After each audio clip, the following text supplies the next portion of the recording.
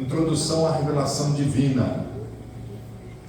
Aí a palavra inspirada de Deus é o tema do nosso assunto nessa noite. Tá? E nessa aula a gente vai falar um pouco acerca da revelação da palavra de Deus, a inspiração da palavra de Deus e o que isso vai impactar nas nossas vidas. Vai impactar porque nós vamos conhecer mais da Bíblia, como ela foi formada, as suas características. Principalmente a gente vai iniciar entendendo como Deus se revelou ao homem e a partir de então, conhecendo as formas pelas quais Deus utilizou, a maneira pela qual Deus utilizou para se revelar ao homem, até a gente chegar na palavra, na Bíblia, propriamente dito, tá certo? Bom, a revelação divina é o ponto de partida para a teologia, ou seja, sem revelação divina, está gravando? Sem revelação divina, a gente não estaria aqui reunidos nesse propósito, tá? Não haveria sentido para isso. Então a gente já pressupõe, a gente já entende, a gente começa aqui nesse ponto de partida, entendendo que Deus já revelou-se. Tá? Sendo assim, a gente vai estudar o processo pelo qual ele se revelou e entendendo esse processo vai nos dar clareza, impedindo também que a gente caia em alguns erros, em algumas heresias, como alguns gostam de dizer também. Vamos lá. O que é revelação? O que é o ato de revelar? Como que a gente pode definir revelação? Ninguém vai dizer assim, quando a irmã levanta, dá 3 sapateadas, 2 giros, põe a mão, revelação. É isso revelação? Não é essa revelação que a gente está falando. Ainda bem que vocês estão todos muito afiados aí. Daqui a pouco vamos chamar vocês de críticos. Vocês estão muito críticos. Lembra na aula passada que eu falei acerca da vaidade? Que a pessoa, ela não é porque estuda teologia que ela vai se orgulhar, assim, vai descer. Ela já é vaidosa, ela só está estudando isso e demonstrando a sua vaidade através da expressão da teologia. Revelação é o ato de tornar conhecido algo que era desconhecido. Então é revelar, tirar o véu sobre e apresentar alguma coisa. Tá? A partir do momento então que estava escondido e passa a estar evidente, esse é o processo de revelação. Vocês vão encontrar no material que depois eu vou disponibilizar um exemplo cotidiano, a mãe que revela o que está sendo assado no forno. Né? Ó, a gente estava sentindo um cheirinho de café aqui, não tinha nem como esconder, né? Porque o cheiro de café já revelou que alguém estava passando aqui com café. Mas se está ali no forno, a gente não tem muita percepção, né, do cheiro, do aroma aqui, a gente vai precisar perguntar. Então, a mãe fala assim, estou fazendo um bolo de cenoura, estou fazendo um pudim, estou assando um frango. Né? E outro exemplo, quando tem um problema no automóvel, você não leva o seu automóvel para o mecânico investigar o que está acontecendo? Nem todas as vezes a gente consegue diagnosticar. O mecânico vai conseguir diagnosticar e ele vai revelar qual é o problema do seu automóvel. Bom, voltando à pergunta que a gente se faz, é como Deus se revelou. Tem algumas características que a gente precisa entender, e aí pode avançando, Lucas, os slides, como Deus se revelou. Tem algumas características interessantes assim. Pode passar esse slide também. Deus, ele se revelou aos poucos, é o primeiro ponto que a gente lê ali, paulatinamente. Foi um processo gradual, ao longo do tempo. Tá? E eu entendo também que foi de acordo com a capacidade humana, o entendimento humano. Deus, ele foi respeitando tudo isso aí e não chegou derramando um balde de informação, um mar de informações de uma vez, despejando sobre as nossas cabeças, ou sobre a cabeça da humanidade. Tá? Essa humanidade, que a gente já sabe, é uma humanidade caída. Outra característica também, além de se revelar aos poucos e adaptar a compreensão humana, a forma. Então, eu trouxe aqui duas formas, duas características além disso: a forma externa e a forma interna de Deus se revelar. Como que Deus trouxe conhecimento ao homem? A maneira externa, por exemplo, quando Deus falou, chamou Samuel. Lembra quando Samuel jovem estava dormindo, né? E chamou ele por várias vezes pelo seu próprio nome? Então a Escritura nos diz que Samuel, ele escutou o som da voz do seu Deus, o chamando pelo nome, de forma externa.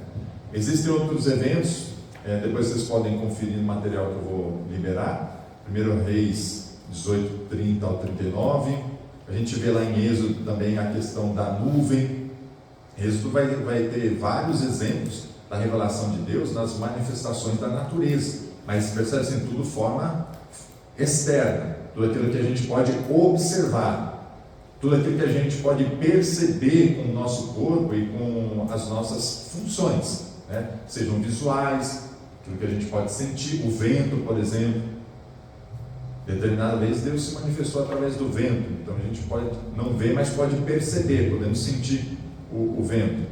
Quem sabe também, às vezes, que Deus enviou o seu anjo, ele se manifestou pelo seu anjo e conversou com os homens, trouxe uma mensagem, ele se revelou. Então a gente vê uma forma externa. Primeiro a gente entendeu que foi uma forma gradual, paulatina, né? Ao longo do tempo Deus foi se revelando, e aí ele usou alguns elementos externos que eu acabei de citar. O próximo são os elementos internos.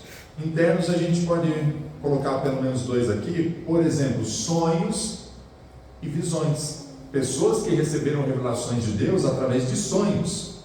Pessoas que receberam a revelação de Deus através de visões. Estudamos acerca do Apocalipse não faz muito tempo. Nós vimos que as visões que João teve, né, acerca das revelações do Apocalipse, tá? Então a gente entende nessa estrutura para que, olhando para a Bíblia Sagrada, a gente vai entender que lá do Antigo Testamento Deus tratou de uma forma, depois de outra forma, foi evoluindo, depois chegou no tempo dos sacerdotes, dos escritos. Nós vamos falar um pouquinho mais acerca disso. Semana passada eu vi um debate onde uma das pessoas que estava argumentando questionava que o Deus que os cristãos, ou o Deus da Bíblia, ele não existia, e que a Bíblia continha muitos erros, porque ele apresentava passagens onde Deus fala que é proibido matar, existem mandamentos expressos para não matar, e olha-se no Antigo Testamento algumas missões onde Deus fala para o povo hebreu invadir determinados locais e matar, não deixar ninguém sobreviver, não deixar sequer crianças sobreviver. Então essa contradição, ele, na tese dele, justificava argumentando que Deus não existia, esse Deus da Bíblia, porque havia confronto. E se a gente parar para pensar, e se nós somos questionados dessa forma, se nós não tivermos uma visão de como Deus se revelou, a gente pode ser levado assim no papo, na conversa. Percebe que quanto mais preparado, maior entendimento a gente tem, e o entendimento, a inteligência, não estou falando aqui de você decorar inúmeros livros, versículos na sua memória, mas você ter condição de raciocinar. E para mim, pastor, ficou muito evidente naquela hora assim, que eu falei assim, nossa, esse cara está fazendo um exercício de pensamento, um raciocínio muito maldoso da parte dele, muito maldoso. E aí eu comentei com algumas pessoas, e aí você sabe, você falou alguma coisa na internet e tem uma dúzia de pessoas querendo questionar você, e as pessoas não leem o que você escreveu e elas só querem contestar, né? Elas só olham assim e querem contestar, como se colocasse a mão nos ouvidos e fossem capazes de ouvir um pensamento, um raciocínio diferente. Pois bem, o que eu disse naquela oportunidade é que, sim, existe lei dada por Deus que é proibido, que é pecado matar, ou seja, assassinar. Mas houve tempos onde, vou colocar assim, como exceção, para aquele contexto, naquele momento, naquela época, naquele nível de revelação, e por razões que, às vezes, moralmente, segundo a nossa moral, não dá para aceitar a morte de crianças, de mulheres, de inocentes. Claro, ninguém é a favor disso. Mas naquele contexto, Deus ordenou sim que o povo hebreu invadisse, matasse e dizimasse ali. O problema é quando a gente não pensa um pouquinho, não junta os dois neurônios para eles se conversar, e acha que é só uma visão, só um ponto de vista está certo, e a gente não considera outros pontos de vista. E o que mais a gente vai aprender na teologia é considerar outros pontos de vista, de acordo com a revelação de Deus. Então, olha, não há conflito. Como a gente resolve uma explicação dessa, um debate desse? Naquele contexto, você vai falar assim: é pecado matar? É pecado assassinar? Sim, é pecado. Mas lá Deus mandou matar, então que Deus é esse? Fala, pois bem, naquele contexto, para aquela nação, que segundo o juízo de Deus, não o nosso juízo, segundo o entendimento de Deus, que excede o nosso entendimento, e aí não existe argumentos suficientes nos dias que nós vivemos hoje para justificar uma ação daquela, mas Deus tem as suas razões para determinar naquele contexto. Agora, se você quer a minha opinião, você acredita que isso vai voltar a acontecer? Não vai voltar a acontecer.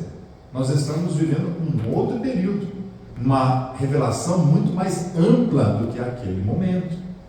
Ora, haverão guerras, vai ter guerras, mas nós já temos um posicionamento de não fazer parte de guerras, e a história ela vai se revelar para se concluir todo o Apocalipse, e quem vai ainda guerrear, quem ainda vai vencer as nações é o próprio Senhor Jesus. Então perceba que haverá ainda derramamento de sangue, e isso está profetizado nas Escrituras. Não há como isso não acontecer, porque foi o próprio Deus que determinou. Mas o que compete a mim, o que compete a você, é compreender os tempos, é compreender as circunstâncias, é compreender que Deus age de várias formas, e a gente não pode cair no erro de pegar um modelo que Deus utilizou naquele contexto, naquela época, e querer aplicar para sempre, aplicar para todas as pessoas, aplicar para as nossas vidas. Tá certo até aqui? Começou a ficar mais claro o que está escrito aí no livro? Está vendo como é simples compreender? A gente já estudou aqui, metade da primeira página. Acabei de ensinar para vocês. Vamos lá, avançando aqui. Olha só que interessante.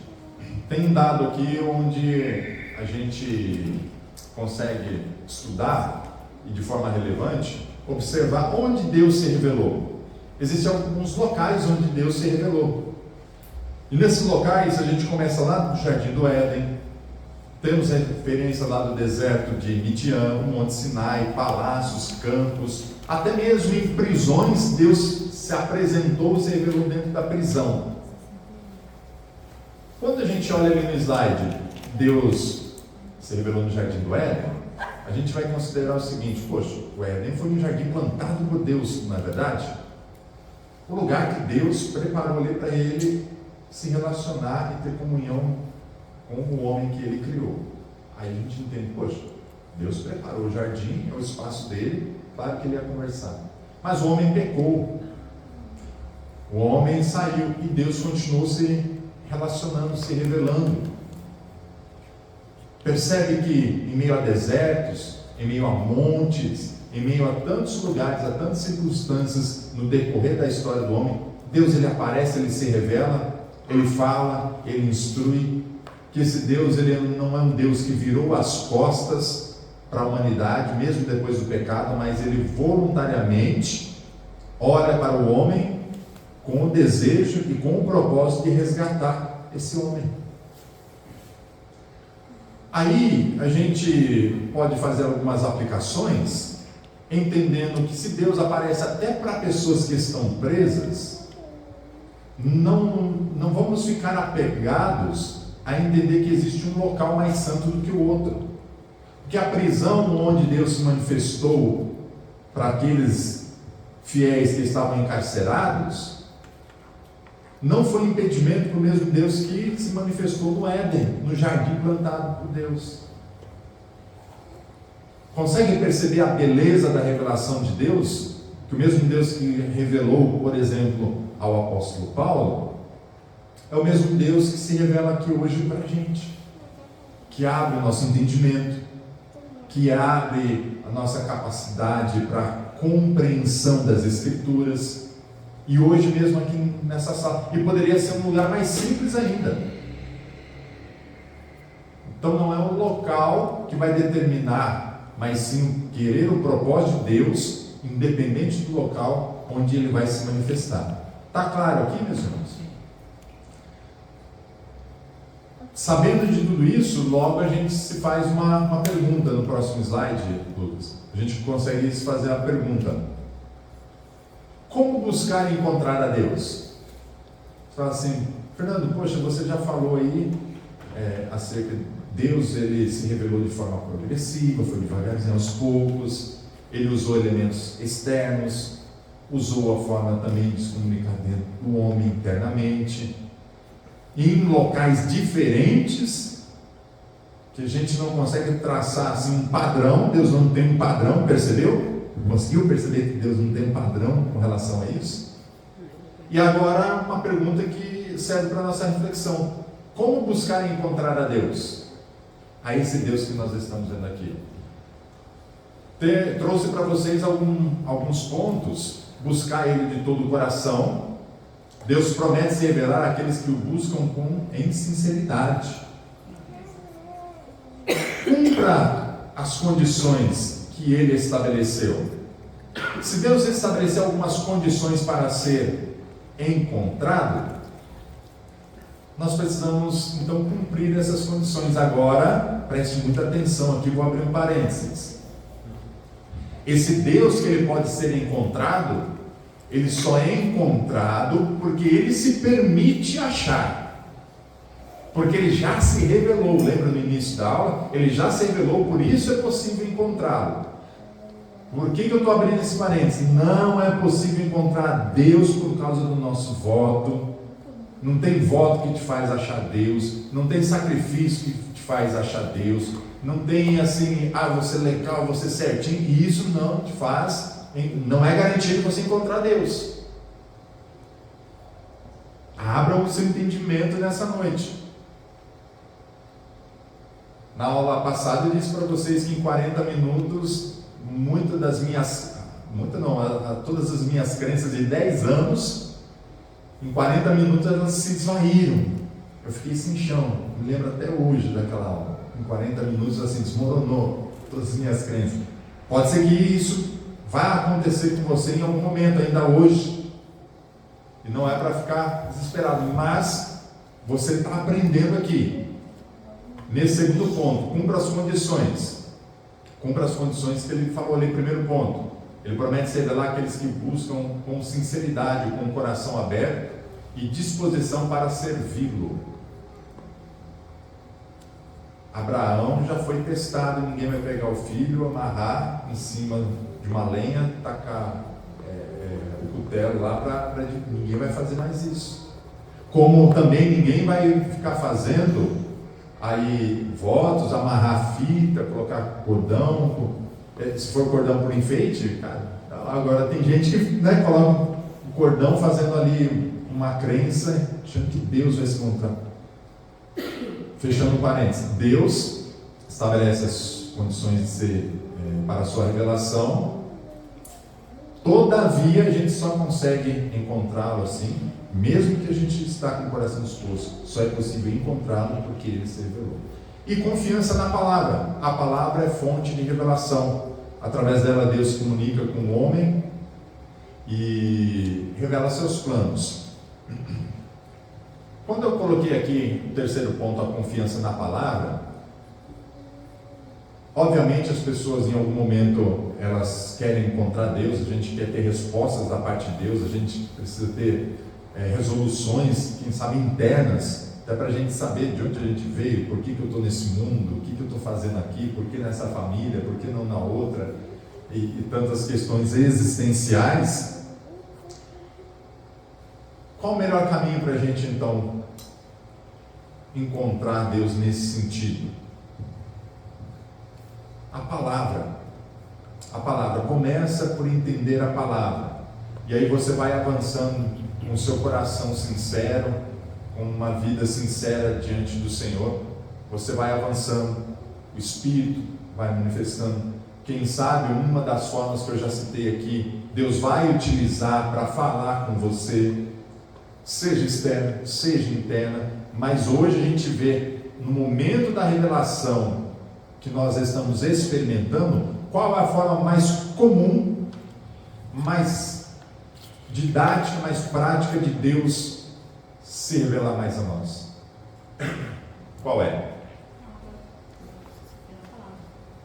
Pela palavra. Pelo entendimento, pela busca do entendimento na palavra. É toda hora que vai descer anjo do céu e vai falar com você? Você vai passar a sua vida, você nunca vai ver um anjo. E está tudo bem.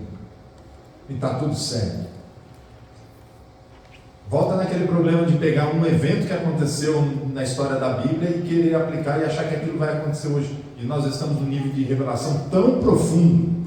Deus mandou e deu ordem àqueles que tiveram revelação para escrever.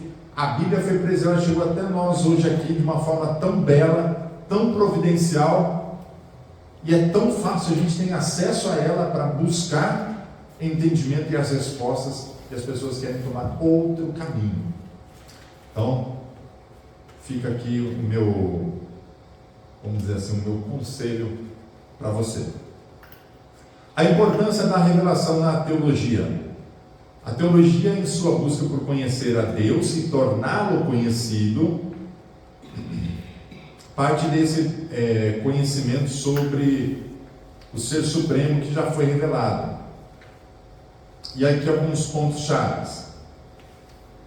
O que não foi revelado não pode ser conhecido, estudado ou explicado. Então a gente está tratando o objeto do nosso estudo, o objeto da nossa reflexão, já é o próximo slide, é aquilo que já foi revelado. Gente, há pessoas que sequer entenderam parte daquilo que foi revelado e têm o desejo de buscar entender aquilo que está oculto, que não está revelado.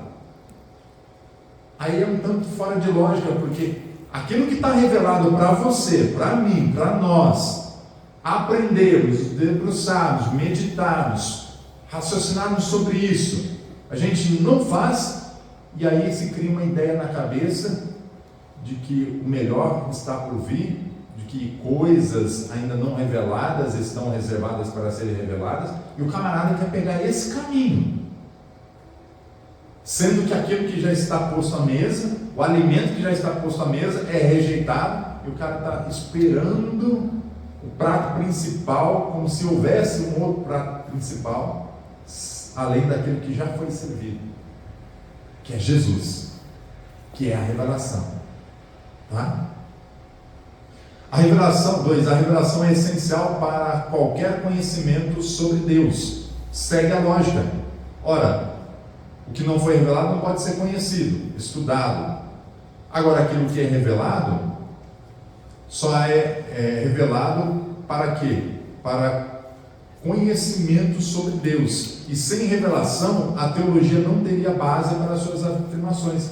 A teologia que nós estamos estudando só existe porque primeiro Deus se revelou. Tá? Então temos ali no slide a base da teologia, conhecimento revelado e acesso à verdade. Esse material, tanto do meu resumo aqui quanto do slide, depois eu vou liberar para vocês. Tranquilo. Seguindo, termos bíblicos para a revelação.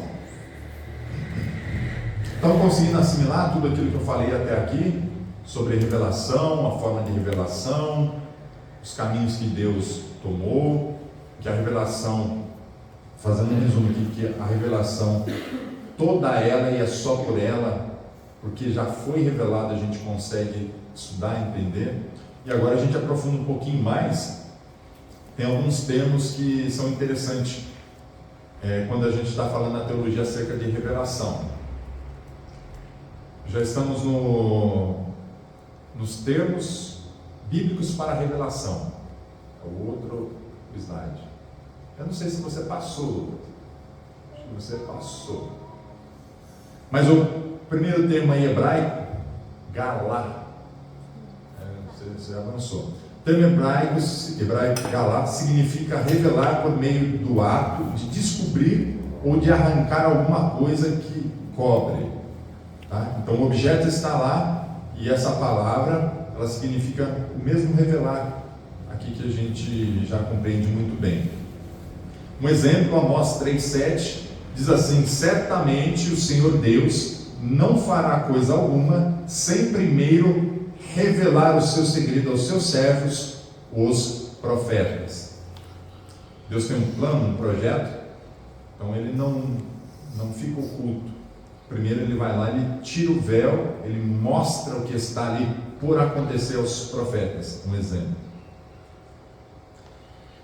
Um outro termo, dois termos gregos, apocalipse e paranerô. Eu acho que é isso que fala. Eu não sou bom de grego, mas apocalipse a gente já entende que é revelação, tornar conhecido o Evangelho. Paulo afirmou que recebeu o Evangelho pela revelação de Jesus Cristo, o ato de revelar, de tirar o véu, Gálatas 1,12.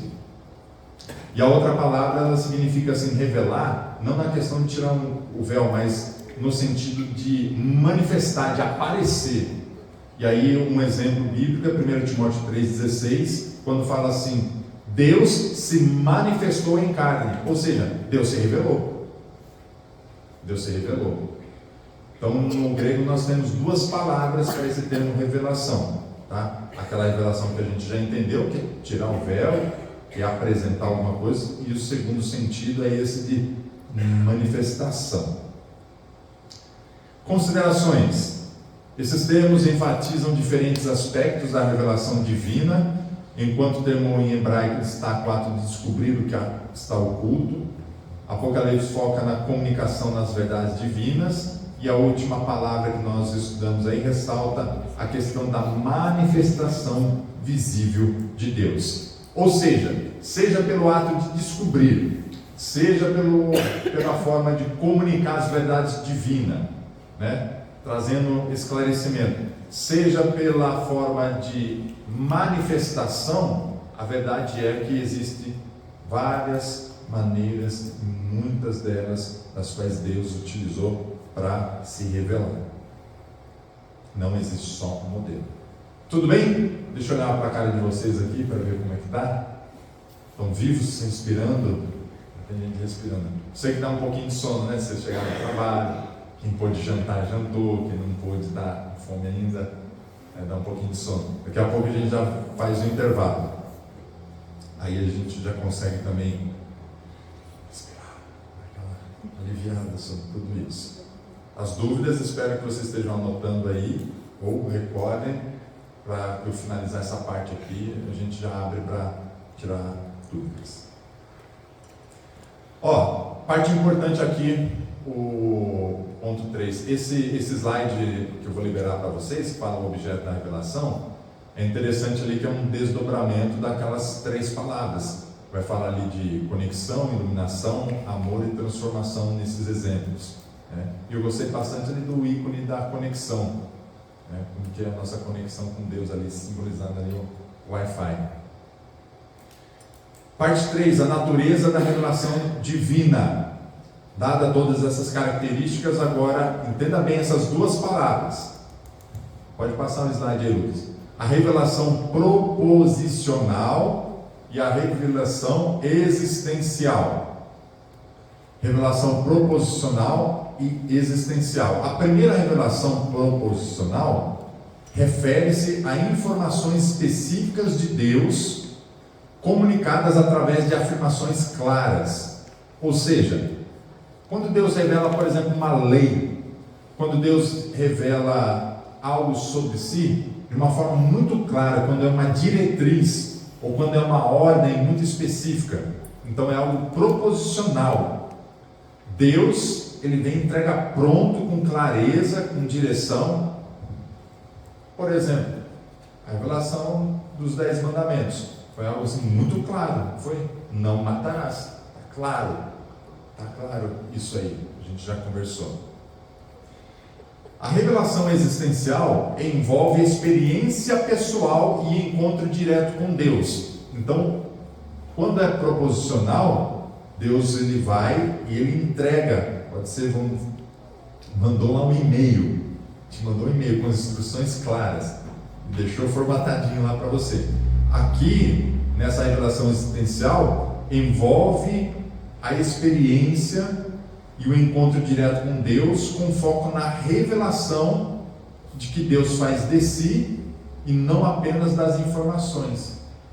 Perceba que essa revelação existencial, ela vai falar de características acerca de Deus também, e não somente uma mensagem, por exemplo, sai daqui, vai para lá, não fala com ninguém, e assim proposicional, muito bem claro. Aqui na existencial a gente vê a experiência da pessoa, por exemplo, uma visão, que ela ia ter uma experiência com Deus, Deus mostrou certos atributos seu e entrega essa revelação, entrega uma mensagem, algo mais direto. E lembra-se que na outra aula eu disse sobre o perigo da gente entender as revelações, a nossa experiência pessoal e sair aplicando isso como regra para todo mundo. Recordem-se disso. Ambas as fontes de revelação são cruciais e elas se completam. Não devemos rejeitar nenhuma em favor da outra. Então, nós temos na Bíblia informações ou revelações proposicional. Pode passar o slide. Temos a Bíblia como essa revelação muito direta, muito clara. Agora, complementando para os nossos dias, Deus também pode aparecer para você e te entregar algo específico, te entregar uma mensagem específica que envolva essa experiência, e essa experiência ela não pode conflitar com a outra revelação proposicional, tá? Vamos falar de uma forma mais simples. Para quem tem uma inspiração acerca de uma palavra de Deus, ou ouve a voz de Deus, recebe uma mensagem, essa mensagem ela não pode conflitar com a revelação já estabelecida por Deus, por exemplo, através da Escritura, algo que já está fundamentado. Deus ele é muito assertivo nesse sentido. Para quê? Para que a gente não tenha um problema, daqui a pouco a gente vai aprender, de ter um tipo de revelação superior a outra, que isso aí vai causar um monte de confusão. Tá certo? Tá entendido isso aqui, gente? Beleza.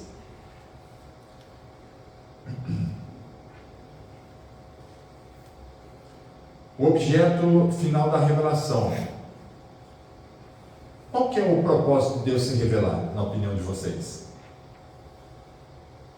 Mostrar que é o Criador. O que mais? Nos direcionar. Nos direcionar No cotidiano, dia a dia. no dia a dia? Um estilo de vida coerente com a vontade dele? O que mais? Pode arriscar, mas fala um de cada vez. Fala, estão criando coragem. O que mais, gente? Na opinião, aqui eu estou perguntando a opinião de vocês. Não tem uma resposta pronta para isso aqui. É literalmente uma opinião. Interação dele com a humanidade. Para ver em comunidade, um estilo de vida. Deus quer que a gente viva em comunidade? Hã? Em união? Olha só, quando a gente vai falar acerca do objetivo, do alvo principal da revelação, o que Deus mais quer é que as pessoas conheçam Ele. E quando a gente olha, aí eu vou dar uma interpretação minha aqui, quando a gente olha para os ensinos de Jesus, que é o ápice da revelação, Mateus 6 ele ensina como a gente deve orar, e ele entrega algo maravilhoso, quando ele diz assim, quando fores orar, entra no teu quarto, fecha a porta sobre si, e ali você começa a conversar. E como é que inicia essa conversa? Pai Nosso. O propósito da revelação de Deus é assim, diretrizes para a gente viver de forma ordeira em comunidade. É sim a gente saber colocar leis, respeitar, ter éticas, valores, morais, estabelecer um modo de convivência em sociedade que seja aceitável, que seja maduro, que seja louvável, de boas ações de Deus, tudo isso aí. Mas o foco maior do porquê Deus se revela é para o homem saber que ele tem um pai e que ele é filho desse Deus Criador. Se você tiver um filho, você educa ele moralmente, você ensina o que, isso aqui pode, isso aqui não pode. Você coloca valores, limites, você coloca limites também. Você ensina coisas que ele pode se envolver, daquelas práticas que ele não pode se envolver. Você não vai deixar seu filho correndo numa rua movimentada, você vai ensinar para ele que é perigoso, que ele pode se ferir. E tudo isso aí é preocupação. Mas que orgulho maior um pai tem de quando o seu filho olha para você e lhe chama: ô pai, estava com saudade. É legal o filho saber assim: ô pai, obrigado por esse conselho. Será que o filho vai dizer assim? Poucas vezes você vai ver assim: ô filho, ô pai, obrigado pelo conselho. Eu tenho que poupar, tenho que guardar dinheiro, não posso ser consumista. Já pensou, chegar com um filho assim? Quantas vezes um filho vai dizer assim: ô pai, obrigado, esse conselho foi 10.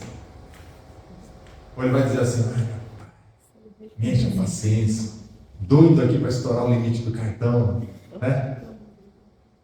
Você acha que vai agradecer? Isso aí. Pega o carro e fala assim: menino, não pode passar aqui de 80 por hora, está com o carrão lá. E ele vai te agradecer: ô pai, obrigado por me avisar, porque aqui chega, marca até 240, mas eu não posso passar de 80. Você acha que ele vai agradecer por um conselho desse? E ainda que ele fizer, não é nada mais assim do que normal. Você como pai, você como mãe, estou dando um exemplo aqui, diz assim: reconheceu, aceitou. Mas o que nos comove de verdade é quando um filho ele olha para o seu pai e diz assim: puxa pai, eu tenho orgulho de ter o senhor como meu pai, a senhora como minha mãe. Eu não trocaria por nada. Se pudesse escolher, eu escolheria nascer nessa família, ser seu filho. Tem coisa mais valiosa do que essa?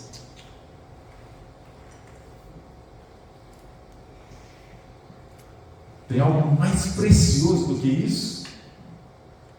E quando Deus ele se revela, você consegue perceber, você consegue ter a percepção de que o propósito maior da revelação de Deus é que você fale para ele assim: pai, poxa, eu te amo, obrigado por não me deixar andando nesse mundo sem te conhecer. Obrigado, pai, pelo pouco que eu conheço, pelo pouco tempo que eu dedico, mas pai, eu te amo. O Senhor é meu pai, o Senhor é meu Criador. Eu reconheço isso, sou grato. Obrigado. Obrigado por estar sempre comigo. Glória a Deus, amém? Prosseguindo, aspectos do objetivo. Então, o principal alvo da revelação de Deus é que a gente tenha conhecimento, tá? Conhecimento, proporcionar entendimento sobre quem Deus é, relacionamento, permitir relacionamento, conexão com Deus. Alvo da revelação também é transformação, porque quando a gente conhece, a gente se relaciona, a gente convive, e o terceiro ponto é que isso vem influenciar a nossa vida, a nossa maneira de ser, porque a gente conhece Ele, porque a gente convive com Ele, a gente adota um estilo de vida compatível com esse Pai, com esse conhecimento que a gente adquire. Senão a gente está sendo insensato. Conhece, mas não pratica. Sabe, mas não vive, não aplica. A revelação divina não se limita apenas a transmitir informações. Vou acrescentar, revelação divina não se limita apenas a ficar predizendo o futuro, que daqui 30 dias vai receber a chave, e aí vai ficar sem a fechadura. É brincadeira interna aqui,